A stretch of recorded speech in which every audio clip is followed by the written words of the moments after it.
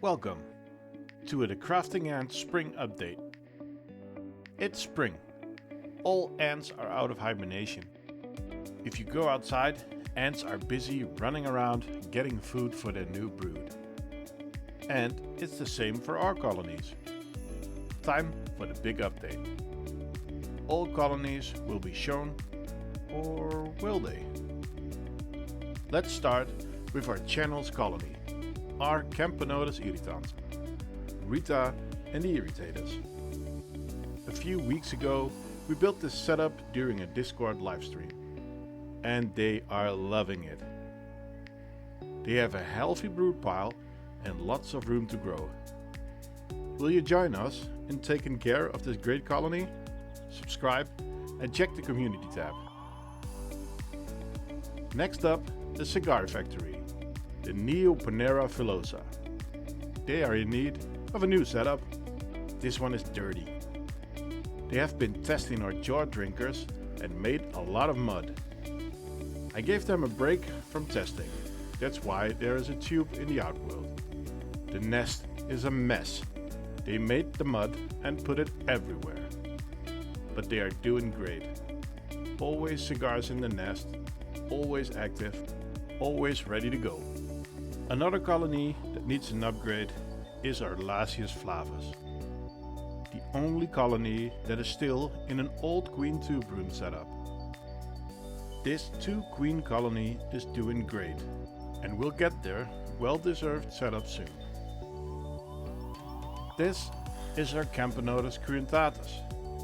The queen and her 8 workers are doing great. A nice amount of brood and activity. But I have decided this colony will be leaving us. Ruby and the renegades are having a blast. They are our Manica Rubida and they are in the challenge. The challenge is simple. Get a queen and raise her as good as you can. And of course, share the story on them. Everyone can join. And the Manicas are great. The colony is growing steadily and they are always active. Want to know more about the challenge? I'll put the link in the description. The Formica fusca are getting ready for an explosion. They have just a few workers, but a big pile of brood. I do hope that they will clean their nest a little though. But that is mainly my fault for giving them a too large nest. Next up are our 2 split off Tetramorium bicarinatum colonies. They are the first to test our gypsum nest. The first is in the bigger chamber. This size is meant for bigger queens, but as you can see, other ants can be perfectly happy in it. The other colony is in the teardrop gypsum, and they love it. But the testing for these girls is almost done, and they will leave us when the time is right. And of course, we also have the tetranators, with 3 large white-tongue flex nests filled with queens, alates, workers and brood. You can also see the small test of me trying to make a split off, but the tetras are not falling for it. Lots of workers and alates in the tubes, but no brood or queens.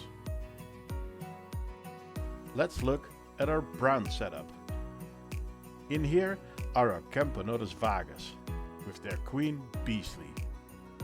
And I am always amazed by their moving speed. And this is when they are calm. When triggered, they go bananas. Inside the nest, it's a busy sight. Brood everywhere in all stages, just like we like it. And just look at Beastly, our beautiful full black queen. Time for our biggest Camponotus, Camponotus singularis. This colony had a rough start, not getting past the egg stage. But a few weeks ago we changed the nest. We moved them into a medium gypsum nest, and lo and behold, brood in all stages. And this is a very welcome sight, as their numbers were dropping slowly. I can't wait to see the new workers. from really big to really small. Here are the dangleberries, our Temnothorax nylanderi. They are always busy at the liquid feeder. This is mainly because of their wooden insert. This colony is big enough to control their own humidity, and they are masters at it. And just look at all that brood. They are just the cutest. Another colony going for the award of cutest are our Camponotus scutularis. But they are giving us a hard time. They are known as escape artists and have been chewing at the white tongue for some months. And it's starting to show. Several small tunnels have been made, giving them access to watering holes. But we use a red acrylic lid on the nest. For now, we need to keep him in check when feeding. As you can see, the colony is doing great, and the numbers are growing and growing. Then our borrowed trapjaws, Odontomachus clarus. And people that follow our Sunday evening live streams will be thinking, are they in the nest? What about the sandcastles? This colony had built their nest in the outworld, using the provided sand. But right before filming this, it collapsed, and I quickly removed the excess sand. Now they are chilling in the nest, and we can see that the numbers have gone up, and more is on the way. The other colony we borrowed are the Novomessor cockerelli. As you could see in the last video, they are awesome. And the running joke was the hiding queen. Can you spot her now? They are busy as ever, and I am happy to see how healthy this colony is. The one with the gold, our Camponotus parius. They are doing great. They arrived the same time as Rita, but their growth rate is way slower. And to be honest, I am not sure of her future in this ant room. During the winter period, we have also been very busy with the website. More and more items are added. From nests to accessories to outworlds to complete setups. And of course, don't forget the smiley trays. But keep checking the site. Soon the gypsum inserts, tubing and substrates will be added. Back to the ants. Back to a special colony, the Renaissance, our Odontomachus. And I'm very happy to say that they are doing great. Worker counts are up, nice amount of brood, and they have a bright future ahead. Then our great hunters, the Harpegnathos venator. They are growing fast in their medium gypsum nest. Lots of cocoons, but hopefully less males than the last time. But we just have to wait and see. The messy barbarus are enjoying their small black setup. The upside to the species is the low feeding maintenance. The downside is them making a mess. But for now, it's okay. They have a healthy brood pile and a good amount of ant bread. But, as always, they're a bit skittish when you take the lid off. Nikita, our Oecophylla queen. She is doing great. The femme fatales are everywhere.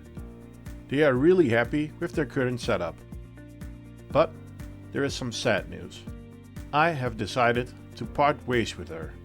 She is leaving our ant room soon. But don't worry, she is going to our channel friend Martin. You can follow him on Instagram and the link will be in the description. Okay, sunglasses ready?